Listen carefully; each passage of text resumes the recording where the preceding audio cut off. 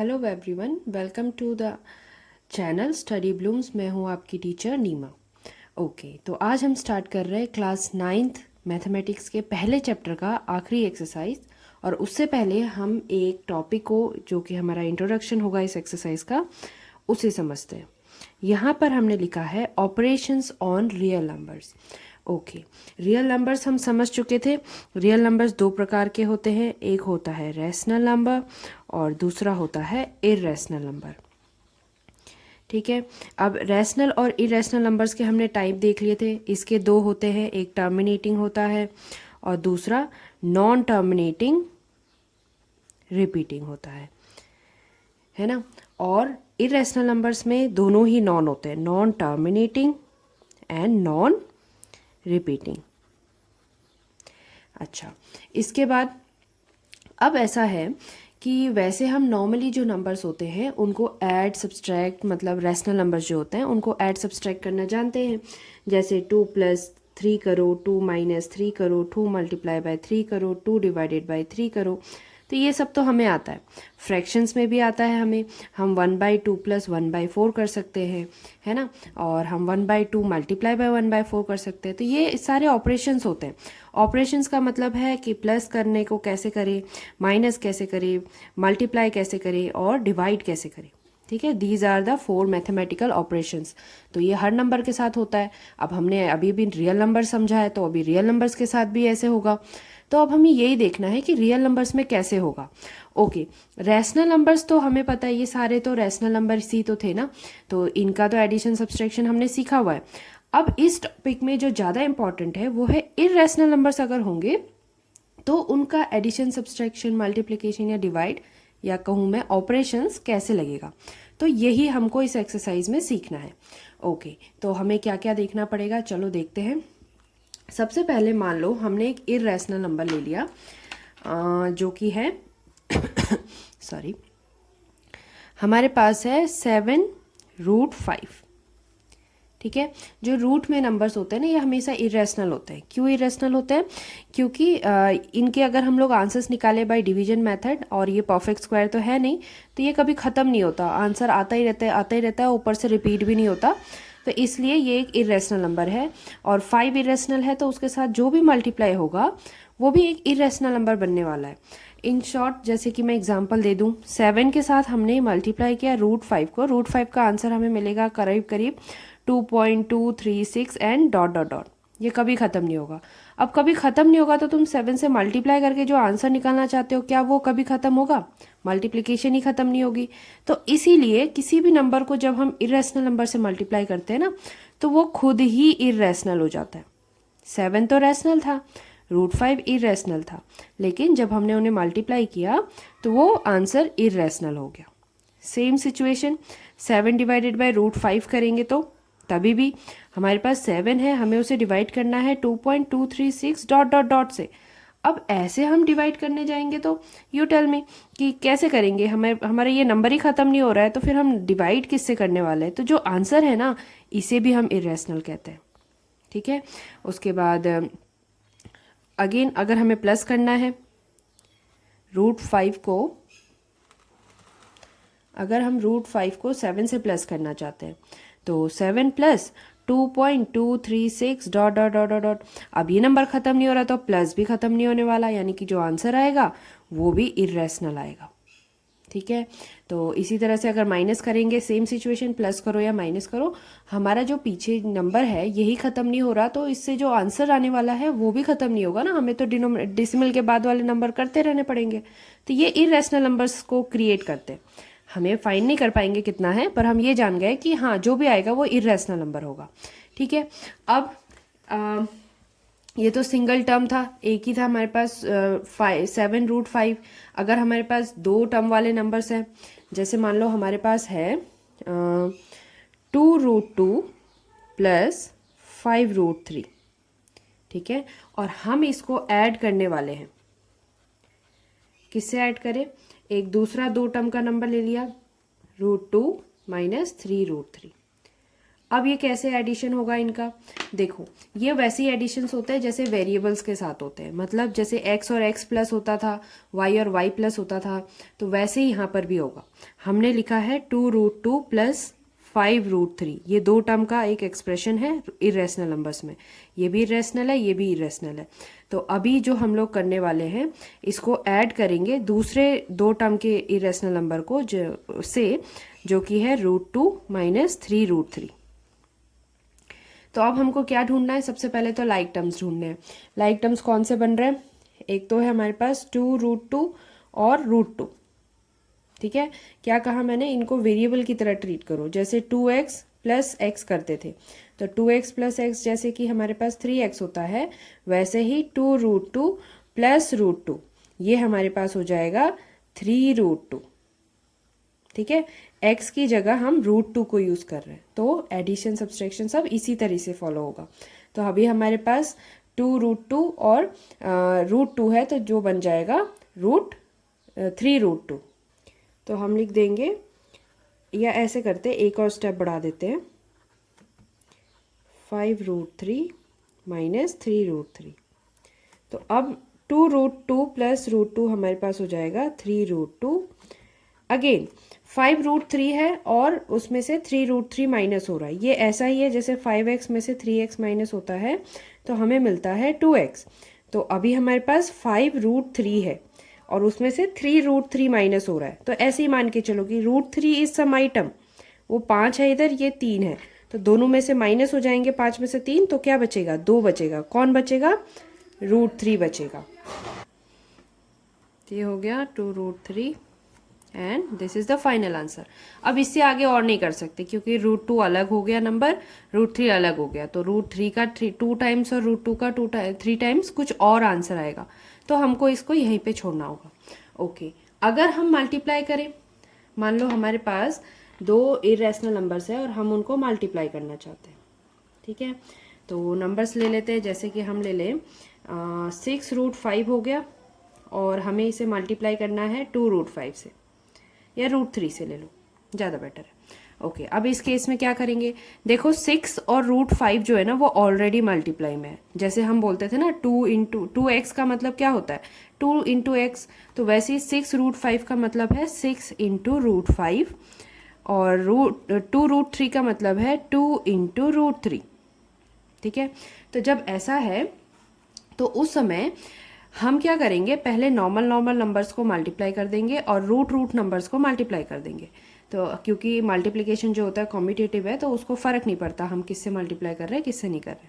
तो 6 2 होता है 12 इंटू रूट को मल्टीप्लाई जब करते हैं तो वो दोनों रूट के अंदर मल्टीप्लाई होते हैं और उनको हम ऐसे लिखेंगे √5 इंटू √3, ठीक है। नेक्स्ट, अब क्या वैल्यू बनेगी, 6 2 12 अपना बाहर पे है और अंदर हो गया √3 5 15। 15 भी परफेक्ट स्क्वायर नहीं है तो खुल नहीं सकता, तो हम इसका आंसर यहीं पे छोड़ देंगे, ठीक है। तो इस तरह से हो गया। अच्छा, अगर रूट सेम होते तब क्या होता है, जैसे फिर से क्वेश्चन ले लिया 6√5 मल्टीप्लाई बाय 2√5, ऐसे होने से क्या होगा, फिर से वही है कि हम 6 और 2 को मल्टीप्लाई करेंगे, 6 2 12 और √5 इंटू √5 होगा, यानी रूट के अंदर 5 इंटू 5। तो ये एक्चुअली क्या बनता है, 5 इंटू 5 इज 25। अभी देखो 25 तो परफेक्ट स्क्वायर है, तो हम उसका रूट खोल सकते हैं, 25 इज स्क्वायर ऑफ 5, तो हम लिखेंगे 12 5 that is 60 is your answer. तो अभी हमको दो चीज़ पता चली कि अगर हमारे पास √2 इंटू √5 है तो हम उसको करते हैं 2 इंटू 5 अंडर द रूट, ठीक है। और अगर हमारे पास √5 इंटू √5 है तो एक्चुअली वो √25 होता है, जिसको हम डायरेक्टली 5 लिख सकते हैं। तो अब ये याद रखना कि जब सेम रूट हो तो हम उसका रूट हटा करके, मतलब अगर मल्टीप्लाइड बाय 2 नंबर्स है तो उसका रूट हटाकर आसानी से हम उसको 5 लिख सकते हैं, ठीक है। ये पैटर्न हो गया। अब देखते हैं कि डिवीजन में क्या होगा। डिवीजन में देखें तो जैसे मान लो हमारे पास है 7√5 और हम इसे डिवाइड कर रहे हैं 2√5 से, ठीक है, दोनों में √5 सेम है। और मैंने पहले ही कहा है कि जब हम लोग 7√5 लिख रहे हैं तो इसका मतलब है कि 7 मल्टीप्लाई बाय √5 है, और 2√5 लिख रहे हैं तो इसका मतलब है 2 मल्टीप्लाई बाय √5। तो मल्टीप्लिकेशन में है तो न्यूमरेटर डिनोमिनेटर में ये वैल्यू कट जाती है और हमें मिल जाता है 7/2। ये तो आसान था। ओके, इसके अलावा क्या हो सकता है, जैसे एक और क्वेश्चन लेते हैं कि 8√15 को हम कर रहे हैं डिवाइड 2√3 से। ठीक है, ओके, देखते हैं क्या होता है। पहले तो 2 से 8 कट जाएगा क्योंकि ये मल्टीप्लिकेशन में आते हैं, तो हमारे पास है 4 और यहाँ पर है √15 और इधर है √3। अच्छा, क्या √15 को हम तोड़ सकते हैं ताकि हमें 3 कुछ मिल जाए? तो हाँ, हम कर सकते हैं। √15 को हम लिख सकते हैं √5 इंटू √3, है ना, क्योंकि 15 का मतलब होता है 5 इंटू 3। तो मैंने बस उसको रूट में लिखा, तो अब ये भी रूट में है, और रूट में है तो हम उसको सिंगल सिंगल आउट कर सकते हैं। ठीक है, this is how we can do this. तो अब ये है नीचे √3, दोनों कैंसिल हो जाएगा, हमारे पास है 4√5। तो इस तरह से डिवीजन काम करता है। ओके, अब देखते हैं कि हमारी जो आइडेंटिटीज थी, हमारे पास एल्जेब्रिक आइडेंटिटीज है जो हमने लास्ट अपने क्लास 8 में भी पढ़ी हुई हैं, उनके साथ कैसे डील करेंगे। जैसे मान लो हमारे पहला था a+b का होल स्क्वायर, है ना। तो a+b का होल स्क्वायर क्या होता था, a² + 2ab + b² होता था।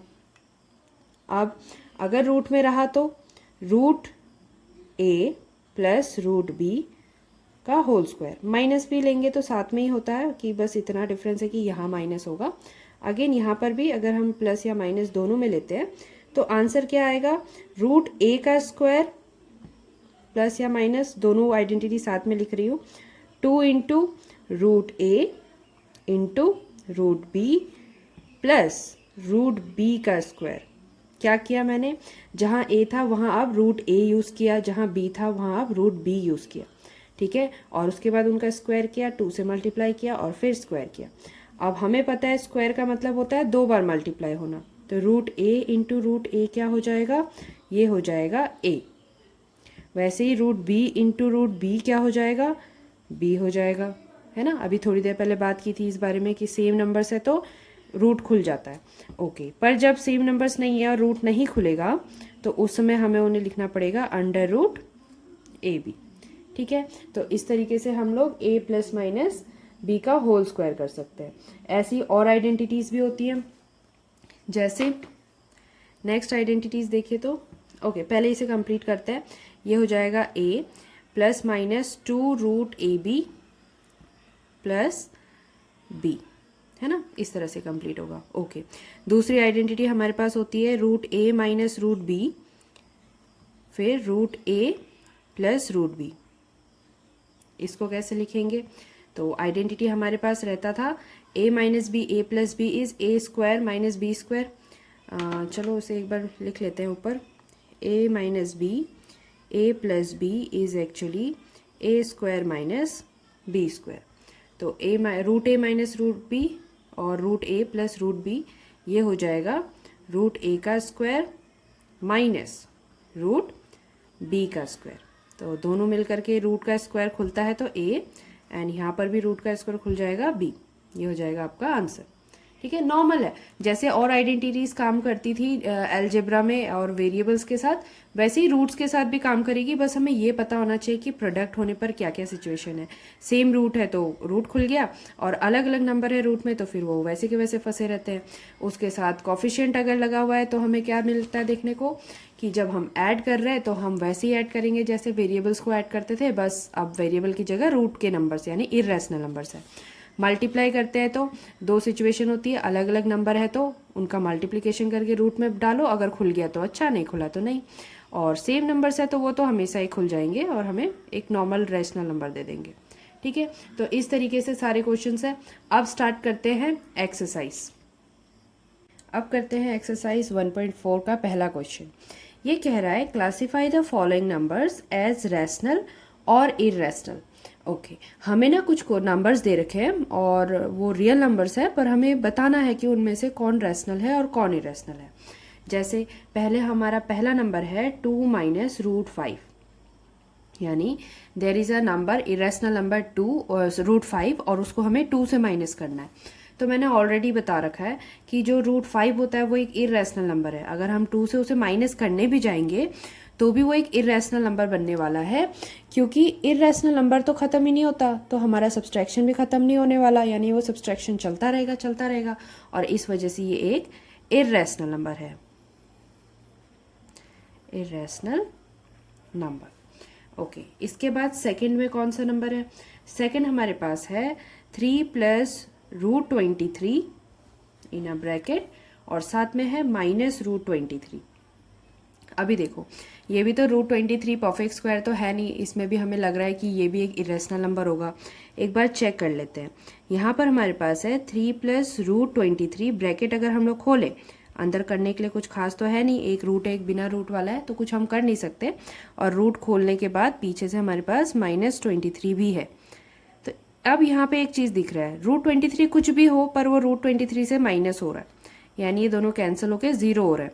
तो हमें आंसर मिल रहा है 3। एंड 3 क्या होता है? 3 एक रैशनल नंबर होता है।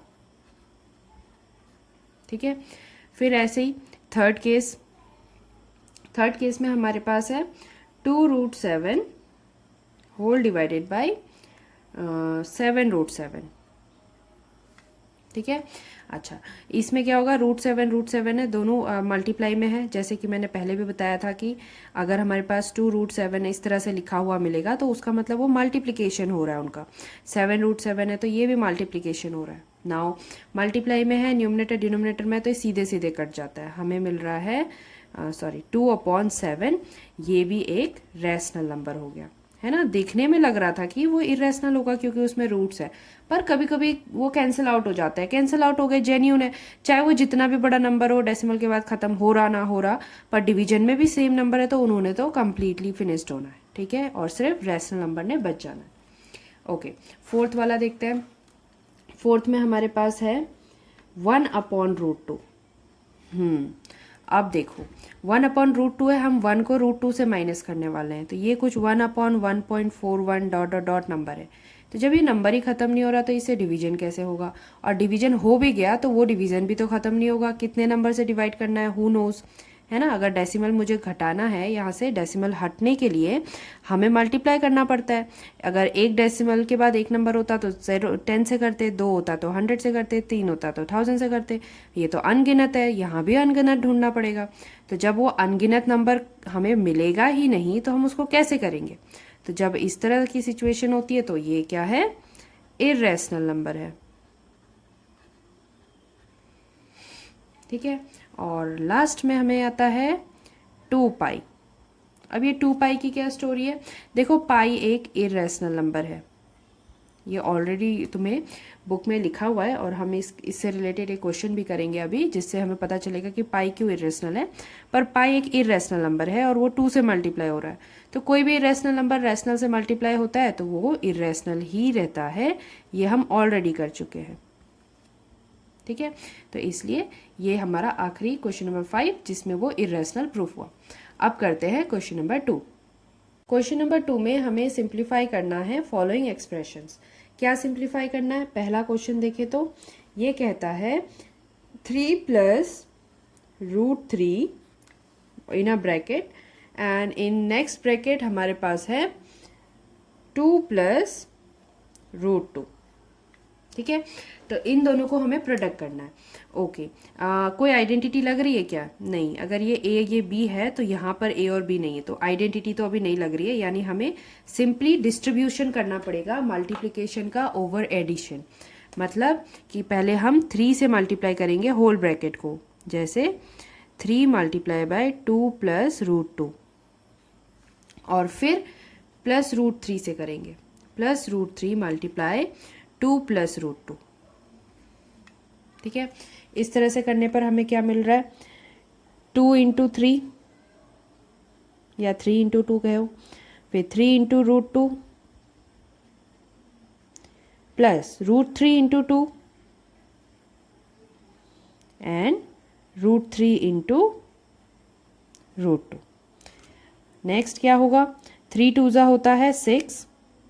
ओके यहाँ देखो 3 इंटू रूट 2 है। हमें वैसे तो रूट और बिना रूट के जो मतलब रूट और रैशनल नंबर्स को मल्टीप्लाई करके कुछ आता नहीं है, हम उसको एज इट इज़ लिखते हैं। और ध्यान रखना है कि रैशनल नंबर पहले लिखेंगे और रूट वाली वैल्यू बाद में लिखेंगे। जैसे यहाँ पर तो रूट वाली वैल्यू पहले 2 बाद में है, पर इसे भी हम ऐसे लिखेंगे 2√3। ठीक है, और यहाँ क्या हो गया, दोनों रूट रूट वाले नंबर है तो ये अंदर आ जाएंगे और 3 इंटू 2 कर देंगे। अच्छा, क्या ये दोनों में सॉल्व होने के कोई चांसेस है? नहीं। ये √2 का नंबर है, ये √3 का नंबर है। ठीक है, वो आपस में ही उनकी वैल्यू कंफर्म नहीं है, तो हम उनको प्लस भी कैसे करेंगे? ठीक है, तो प्लस नहीं होते, अलग अलग रूट्स है। जैसे x और y का वैल्यू प्लस नहीं होता है ना, कुछ आता नहीं है। x और x प्लस होता है तो 2x हो जाता है, पर x और y का वैल्यू प्लस करके कुछ नहीं आता। वैसे ही √3 और √2 के नंबर्स को अगर प्लस करने चलेंगे तो भी हमें कुछ नहीं मिलेगा, इसे एज इट इज़ लिखो। तो फाइनली हमारे पास आंसर है 6 + 3√2 + 2√3 + √6। That's it. इस तरह से क्वेश्चन नंबर 1 हो गया। अब सेकेंड क्वेश्चन देखते हैं। सेकेंड में हमारे पास है 3 + √3 3 - √3। अभी देखो ये किसी आइडेंटिटी को फॉलो कर रहा है। कैसे डिसाइड करते हैं आइडेंटिटी फॉलो हो रही है कि नहीं? तो ये ए है, ये बी है। ठीक है, अगर सेकेंड ब्रैकेट में फिर से ए और बी आता है, यानी कि सेम वैल्यूज आती है, तो आइडेंटिटी फॉलो होने के चांसेस होते हैं।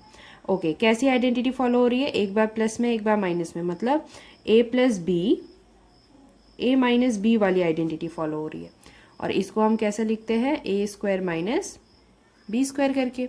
तो हम अभी इसको पूरी तरह, जैसे हमने क्वेश्चन नंबर 1 को प्रोडक्ट किया था पूरा का पूरा, ऐसे करने की जरूरत नहीं है, हम सीधे सीधे आइडेंटिटी लगा सकते हैं। ठीक है, तो आइडेंटिटी में कैसे लिखोगे?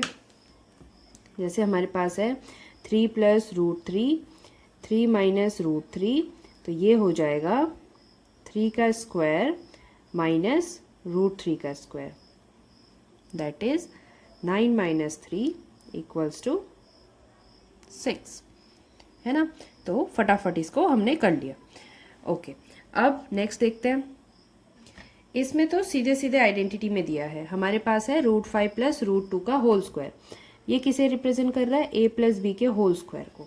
कैसा होता है? ये होता है a² + 2ab + b²। सीधे सीधे इसी को यूज़ कर लेते हैं, देखी जाएगी जो आएगा।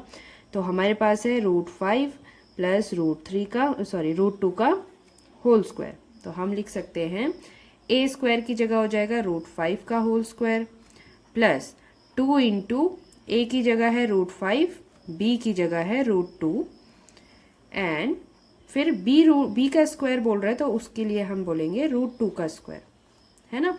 कैसे डिसाइड किया? a को हमने √5 माना, b को हमने √2 माना। उसके बाद a के हिसाब से a का स्क्वायर, फिर 2 इंटू a, b एंड फिर b का स्क्वायर।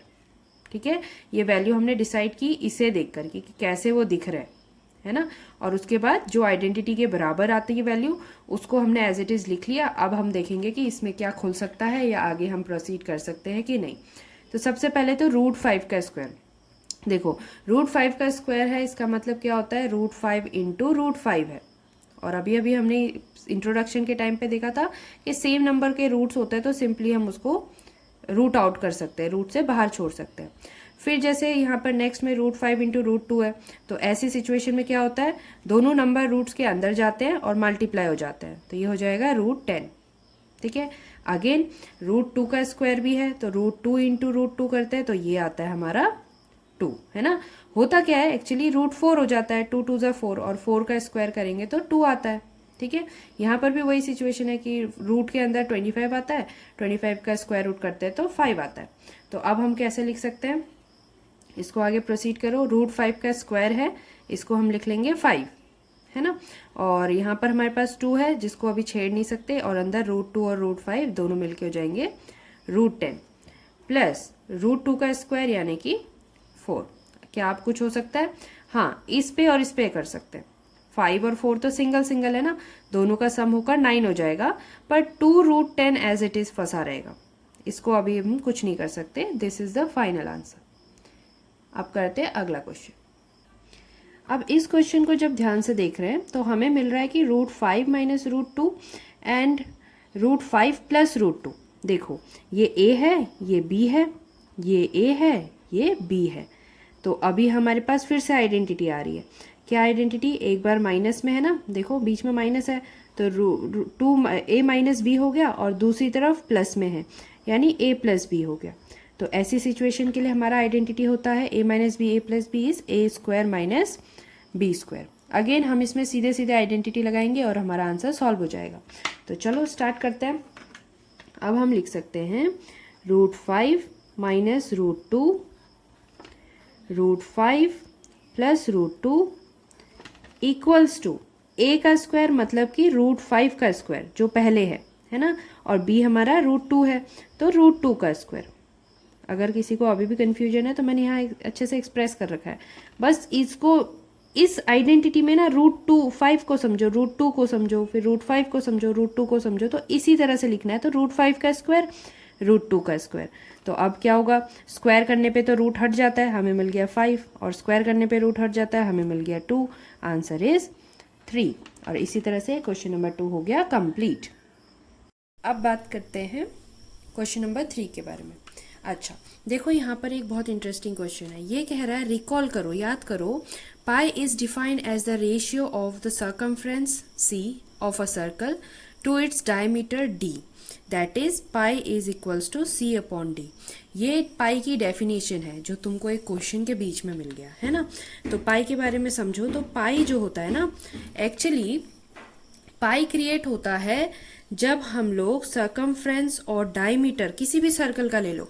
मान लो ये एक सर्कल है, इस सर्कल का अगर हमने डायमीटर उठाया और सर्कमफ्रेंस जिसे पेरीमीटर भी कहते हैं और सर्कमफ्रेंस उठाया, दोनों का वैल्यू यहाँ पर पुट किया, तो जो आंसर आता है उसे पाई कहते हैं।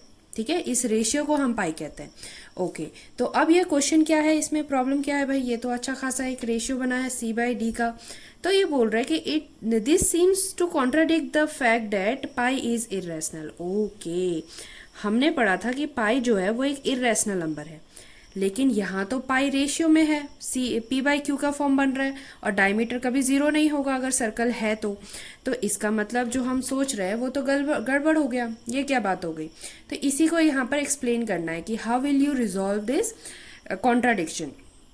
अब प्रॉब्लम ये है ना कि जब हम लोग स्केल्स यूज़ करते हैं तो स्केल्स में जो हमारी लेंथ आती है, जैसे हम उसको सेंटीमीटर में मेज़र कर रहे हैं, है ना, थोड़ा सा उसमें मिलीमीटर भी होता है, लेकिन अगर उससे छोटी वैल्यू हो, मिलीमीटर से भी छोटी अगर वैल्यू हो, लाइक माइक्रोमीटर, नैनोमीटर, बहुत सारी वैल्यूज होती हैं। तो जब छोटी वैल्यूज होती हैं तो हमारा स्केल उसे मेज़र नहीं कर सकता। तो जो वैल्यूज़ हम मेज़र नहीं कर पा रहे उसको हम कैसे बताएं कि वो रैशनल है या इरेशनल है ना। तो हम इस चीज़ को नहीं जानते हैं कि जो हमारा असल में सर्कमफ्रेंस और डायमीटर आ रखा है वो रैशनल नंबर पे आ रखा है या इरेशनल नंबर पे आ रखा है। और मोस्टली यही एज्यूम किया जाता है कि वो एक इरेशनल नंबर पर आ रखा होगा, और इसलिए दोनों का रेशियो जो होगा वो फिर इरेशनल हो जाएगा। कोई एक अगर रैशनल भी हुआ ना तो दूसरा इरेशनल होगा, और इस वजह से पाई जो है वो इरेशनल हो जाएगा। और मोस्टली अगर स्केल की बात करें, मेजरमेंट की बात करें, तो वैसे तो दोनों ही इरेशनल है। ठीक है, तो इस तरह से हम इसको फिर स्टेटमेंट को कैसे लिख सकते हैं? हम लिख सकते हैं it is not a contradiction. जो स्टेटमेंट दिया है कि पाई इज इरेशनल नंबर, ये कोई कॉन्ट्राडिक्शन नहीं है, ये बात सही है। कॉन्ट्राडिक्शन मतलब कि ये गलत है, नहीं, ये गलत नहीं है। ये दिक्कत तब आई जब when we measure the value with a scale we only obtained an approximate value. जब भी हम स्केल से एक वैल्यू को मेजर करते हैं तो हमें एक अप्रॉक्सीमेट वैल्यू मिलता है, और इसीलिए therefore we may not know whether C और D इज रैशनल और irrational, and the value of pi which is almost equal to 22/7 is irrational. ठीक है, ये जो पाई की वैल्यू होती है ना, C/D की वैल्यू, वो इरेशनल होती है, पर हम बहुत पास अगर ले आए तो वो फिर भी 22/7 तक वैल्यू मिल जाती है, जिसको अगर हम नंबर को दोबारा डेसिमल फॉर्म में लिखना चाहे तो वो 3.14 के आसपास हम उसको यूज़ करते हैं अपने क्वेश्चंस के लिए, और लेकिन ये बहुत लंबा वैल्यू है। ठीक है, तो इस तरह से क्वेश्चन नंबर 3 क्लियर। अब हम करेंगे क्वेश्चन नंबर 4, जिसमें हमें ना रूट के अंदर 9.3 दिया हुआ है और कह रहे हैं इसे नंबर लाइन में रिप्रेजेंट करो। ओके, नंबर लाइन में रैशनल नंबर तो रिप्रेजेंट करना आता था, इरेशनल में भी हमने √5, √3, √2 को रिप्रेजेंट किया था, पर ये तो 9.3 है, इसका तो हम पाइथागोरस के फॉर्मेट में भी नहीं लिख सकते। तो अब क्या करें? तो इसी को अगर हम आगे एक मेथड जो हमारे बुक में दिया है उसके थ्रू करने की कोशिश करें तो वो कुछ इस तरीके से है। सबसे पहले आपको एक लाइन ड्रॉ करनी है जो 9.3 सेंटीमीटर लॉन्ग हो। तो ये रहा हमारे पास स्केल, हम इसे 9.3 का एक लाइन ड्रॉ कर रहे हैं। तो दिस इज़ 9, एक स्ट्रेट लाइन लेंगे, यहाँ 0 से स्टार्ट हो रहा है, ये हो गया 9, 9.1, 9.2, 9.3। ठीक है, तो ये एक स्ट्रेट लाइन तैयार है और 9.3 के साथ 1 सेंटीमीटर और लंबी लाइन ड्रॉ करनी है। जैसे हमने ये ए और बी तैयार किया है ना, तो बी से सी तक 1 सेंटीमीटर और ड्रॉ करो।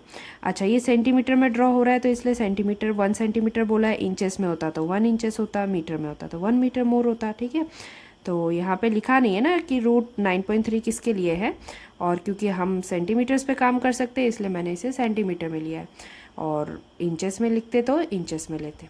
ठीक है, तो ये 9.3 सेंटीमीटर की लाइन हो गई। BC हमारे पास एक लाइन है जो 1 सेंटीमीटर लॉन्ग है, तो अब ये मिला के 10.3 सेंटीमीटर की लाइन हो गई। अब हमें क्या करना है, A पॉइंट से C पॉइंट के बीच में एक मिड पॉइंट ढूंढना है। ठीक है, जिसे परपेंडिकुलर बाइसेक्टर भी कहते हैं। अब इसे कैसे ढूंढते हैं? परपेंडिकुलर ढूंढने के लिए हमें पहले तो एक कंपास की ज़रूरत होगी, जिसमें हमने अपना एक पेंसिल ले लिया, इसका हिसाब देख लेना कि दोनों बेस अच्छे से बैठ रहे हैं। इसके बाद इस कंपास को इस लेंथ से, जो कि 10.3 है अभी, इस लेंथ के हाफ से थोड़ा ज़्यादा रखना है। ठीक है, कम रखेंगे तो इस प्रोसेस से हम नहीं फाइंड कर पाएंगे परपेंडिकुलर, पर हाफ से थोड़ा सा ज़्यादा रखेंगे तो ये यहाँ पर एक कट कर रहा है। ठीक है, और ऐसे ही नीचे भी एक कट करेगा।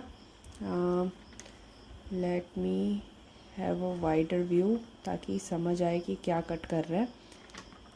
सॉरी। ओके, तो अब ये है, इधर हमने कट किया और इसी को ले जाकर नीचे की तरफ भी कट किया। ठीक है, एक तरफ का आर्क कंप्लीट है बिना कंपास को मूव किए। कंपास मूव नहीं करना, आर्क की लेंथ सेम होनी चाहिए दोनों तरफ। इधर लिया और इधर भी लिया। ओ माय गॉड, ये तो मैच नहीं हो रहा। फिर से ट्राई करो, इसे और आगे बढ़ाओ। हमने क्योंकि एग्जैक्ट हाफ से थोड़ा सा ही ज़्यादा लिया है इसीलिए ये ऐसा हुआ। ठीक है, अब ये मैच हो गया। ठीक है, अब क्या करना है, इन दोनों पॉइंट्स को ज्वाइन कर देंगे। इन दोनों पॉइंट्स को ज्वाइन करने पर जो लाइन मिलेगी ना, वही इसकी परपेंडिकुलर बाइसेक्टर है। हमने इन दोनों पॉइंट्स को लिया और इन्हें ज्वाइन कर दिया। ओके, ज्वाइन करने पर हमें क्या मिला, हमें ये पॉइंट मिला जिसे हम बोलेंगे mid point. Let it be P। ठीक, मिड पॉइंट तैयार हो गया। अब आगे मिड पॉइंट को सेंटर लेकर के एक सेमी सर्कल ड्रॉ करो। This is the mid point. अगर ये सेंटर है, देखो मिड पॉइंट का मतलब जो दोनों तरफ से बराबर है। कंपास से भी चेक कर लो, ये लेंथ इतनी है ना, यही लेंथ इतनी भी है, दोनों को टच कर रही है, यानी कि यहाँ पर अब हम एक सर्कल ड्रॉ कर सकते हैं। पर हमें बस सेमी सर्कल चाहिए तो हम एक सेमी सर्कल ड्रॉ कर रहे हैं।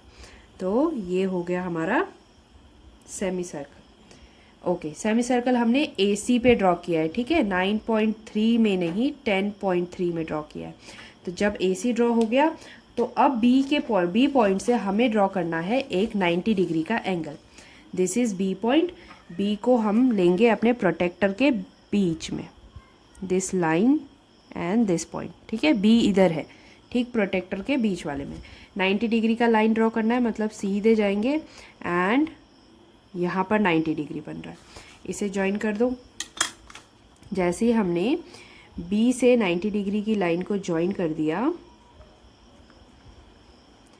तो ये जो लेंथ आया, अगर मैं इसे E बोलूँ तो ये जो लेंथ है BE, ये है रूट 9.3 की लेंथ। अब इसे नंबर लाइन में कैसे रिप्रेजेंट करेंगे, इसको थोड़ा आगे एक्सटेंड कर दो। ठीक है, ये लाइन तो आगे बढ़ सकती है ना, लाइन की डेफिनेशन ये है कि लाइन जितना भी बढ़ाया जा सकता है। और उसके बाद B से E तक की लेंथ ले लो, this is the length, and एक आर्क की मदद से इस लाइन तक आ जाओ। तो अब ये जो लाइन पॉइंट हमारे पास आया, जिसका नाम हम रख सकते हैं F। तो ये जो B से F तक की जो लेंथ है, ये लेंथ है हमारी रूट 9.3, यहाँ पर सेंटीमीटर के हिसाब से लिया है तो सेंटीमीटर। ठीक है, और इस तरह से क्वेश्चन नंबर 4 का हमने ड्रॉ कर दिया √9.3। That's it. अब करते हैं question number 5 of the same exercise. ये इस एक्सरसाइज का आखिरी क्वेश्चन है। इसमें हमें करना है rationalization of the denominator. Okay, rationalization मतलब रैशनल नंबर्स में कन्वर्ट करो। देखो अभी ये कुछ नंबर्स है जिसमें ना डिनोमिनेटर में इरेशनल नंबर्स है। √7 तो इरेशनल है। हमें कहा है कि इसे ना ऐसे मॉडिफाई कर दो कि डिनोमिनेटर में इरेशनल ना हो, वो रैशनल हो जाए। इसी प्रोसेस को रैशनलाइजेशन कहते हैं। तो बहुत इजी है। √7 का अगर रूट हटाना है तो हमें क्या करना पड़ेगा, √7 से मल्टीप्लाई कर देना पड़ेगा। Let me do it here, है ना। ये क्वेश्चन है, सॉल्यूशन ऐसे करते हैं। √7, ठीक है, और ये हो जाएगा मल्टीप्लाई √7 से। पर मैथ्स का तो रूल है, सिर्फ डिनोमिनेटर से कैसे मल्टीप्लाई होगा, दोनों से करना पड़ेगा, है ना, वरना नंबर का बैलेंस बिगड़ जाएगा। तो अब जब हमने इस तरह से मल्टीप्लाई किया तो 1 इंटू √7 तो √7 है, लेकिन 7 रूट और 7 रूट मतलब √7 इंटू √7 जब करेंगे तो ये बन जाता है √49, जो कि फिर 7 है। और वैसे अभी तक सबको समझ आ जाना चाहिए कि 7 का स्क्वायर जो होता है, यानी √7 इंटू √7 वो वापस 7 बनता है, ठीक है। तो दिस इज इट, ये हो गया। अब इसका क्वेश्चन नंबर 2 देखते हैं। क्वेश्चन नंबर 2 में क्या कह रहा है। क्वेश्चन नंबर 2 में हमारे पास है 1 डिवाइडेड बाई √7 माइनस √6। अरे अब इसका रूट कैसे भगाएं। इसके रूट के लिए तो हम सिर्फ √7 से मल्टीप्लाई करेंगे तो भी नहीं होगा, √6 से मल्टीप्लाई करेंगे तो भी नहीं होगा। तो यहाँ पर हमें एक प्रॉपर्टी यूज़ करनी होती है जो कि कुछ ऐसी है, a minus b a plus b is actually equals to a² minus b²। ये कौन सी प्रॉपर्टी है भाई, ये कब मिली थी, तो कुछ समय पहले हमने क्वेश्चन किया था, अगर याद हो तो। ये वो क्वेश्चन है जिसमें हमें एक माइनस में वैल्यू मिली थी, एक प्लस में वैल्यू मिली थी। हमने यहाँ आइडेंटिटी लगाया a minus b a plus b that equals to a² minus b²।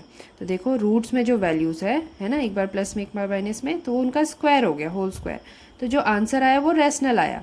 तो ये पैटर्न है, ये हमेशा फॉलो होता है कि अगर हम एक माइनस और एक प्लस को मल्टीप्लाई करते हैं तो वो स्क्वायर्स के जो रूट्स जो है उनको स्क्वायर्स की मदद से हटा देता है। तो इसी को फॉलो करेंगे और सारों को रैशनलाइज कर देंगे। ओके, तो कैसे करें, सबसे पहले तो सॉल्यूशन ले लेते हैं। 1 अपॉन √7 माइनस √6। ये माइनस वाला, ये वाला हमारा सेट तैयार है, हमें चाहिए प्लस वाला सेट।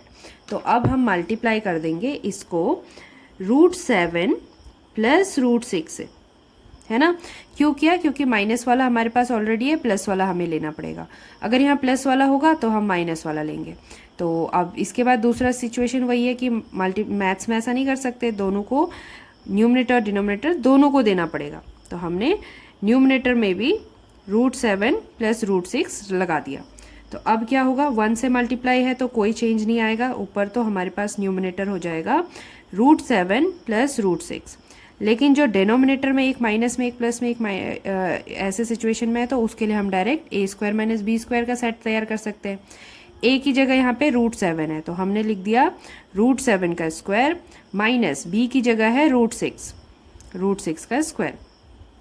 तो ये क्या बन रहा है, ये बन गया √7 plus √6 whole divided by, root और स्क्वायर जो है वो कैंसिल होंगे, ओनली 7 बचेगा। फिर √6 का रूट और स्क्वायर कैंसिल होगा, सिर्फ 6 बचेगा, है ना। तो इस तरीके से हमारे पास आ गया दिस। अगला √7 plus √6 whole divided by 7 minus 1 is 1। ख़त्म हो गया रैशनलाइजेशन, बस इतना ही करना होता है, ठीक है। चलो अब देखते हैं अगला क्वेश्चन। अब हमारे पास है 1 अपॉन √5 प्लस √3। इसका सॉल्यूशन करना है। देखो प्लस में है, ठीक है, तो प्लस में है तो आइडेंटिटी को याद करें तो माइनस वाला गायब है ना। तो अब हमें क्या करना होगा, इसको मल्टीप्लाई करना पड़ेगा माइनस वाली आइडेंटिटी से। माइनस वाली मतलब √5, ये प्लस में है, यहाँ माइनस लिखेंगे √2, और जैसे डिनोमिनेटर को मल्टीप्लाई किया वैसे ही न्यूमरेटर के साथ भी सेम नंबर मल्टीप्लाई होगा, √5 माइनस √2। ठीक है। तो 1 से मल्टीप्लाई किया तो हमें मिला √5 minus √2 whole divided by a minus b a plus b. इसकी आइडेंटिटी क्या लगी थी, अभी अभी हमने किया था ना, a square minus b square किया था, तो यहाँ पर भी उसी को करेंगे। ए स्क्वायर मतलब √5 का स्क्वायर माइनस बी स्क्वायर मतलब √2 का स्क्वायर, ठीक है। तो ये क्या बनता है, √5 माइनस √2 होल डिवाइडेड बाई √5 का स्क्वायर इज 5, √2 का स्क्वायर इज 2। तो जब हम इसे सॉल्व करेंगे तो ये हो जाएगा √5 माइनस √2 होल डिवाइडेड बाई 3। आ गया, डिनोमिनेटर का रैशनल नंबर गायब हो गया, ठीक है। ऐसे ही क्वेश्चन नंबर 4 देखते हैं। 4th में हमारे पास है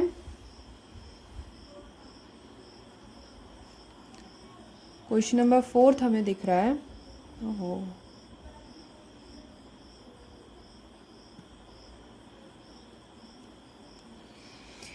ये है 1/√7 माइनस 2, ठीक है। ओके, यहाँ पर एक रैशनल है दूसरा इरेशनल है, फिर भी सिचुएशन वही है ना कि एक इसका रूट तो भगाना ही है, तो जब इसका रूट भगाना है तो हमें फिर से वही करना पड़ेगा, ए स्क्वायर माइनस बी स्क्वायर का फॉर्मेट तैयार करना पड़ेगा। तो ये इस तरह से लिखा हुआ है, ठीक है। अब अगर हमें यहाँ पर वैल्यू डालनी है तो √7 एज इट इज़ रूट में रहेगा और 2 एज इट इज़ 2 में रहेगा, बीच में प्लस लगाएंगे, कोई दिक्कत नहीं है, 2 का भी तो स्क्वायर होता है, तो टेंशन वाली कोई बात नहीं है। हमने फिर ऊपर भी मल्टीप्लाई कर दिया √7 + 2 से। तो अब हमें क्या मिल रहा है, हमें मिल रहा है 1 × √7 + 2 होल डिवाइडेड बाय √7 माइनस 2 √7 + 2, तो ये हो जाएगा √7 का होल स्क्वायर माइनस 2 का स्क्वायर, है ना। देखो पहले क्या हो रहा था, दोनों √7 √6 दोनों का स्क्वायर लग रहा था, तो वैसे ही अभी भी लगेगा, प्रॉपर्टी थोड़ी बदलेगी। हमारे पास नंबर एक इरेशनल है दूसरा रैशनल है, उससे फ़र्क नहीं पड़ता, आइडेंटिटी जैसे ही लगेगी तो वो वैसे ही लगेगी, नंबर्स जो है उनमें अंतर आया है, ठीक है, तो उनका स्क्वायर हो जाएगा। क्या गड़बड़ है, कुछ नहीं है। तो हमें मिल गया √7 + 2 होल डिवाइडेड बाय √7 का स्क्वायर हो जाएगा 7 माइनस 2 का स्क्वायर होता है 4। इसे सॉल्व करेंगे तो अब हमें मिलेगा √7 + 2 होल डिवाइडेड बाय 3। हो गया, रैशनल में कन्वर्ट। That's it. इसके साथ एक्सरसाइज 1.4 खत्म।